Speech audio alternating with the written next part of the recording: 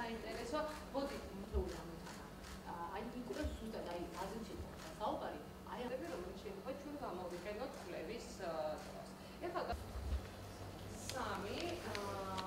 სადაც არის მოცემული ტექსტი, რამდენადაც ეს არის ძალიან საინტერესო სტრუქტურა ტრენინგის, რომელიც დაეხმარება ჩვენს მონაწილეებს უკეთ გაიაზრონ მოსწავლეზე ორიენტირებული სასწავლო გარემოს მახასიათებლები და შეძლონ მიღებული ცოდნისა და გამოცდილების გადატანა უშუალოდ საკლასო ოთახში და პრაქტიკაში. ჩვენი ტრენინგი შეეხება მოსწავლეზე ორიენტირებული სასწავლო მიდგომების პრაქტიკაში დანერგვას. ჩვენ ტრენინგზე ვირგებთ მოსწავლის როლს.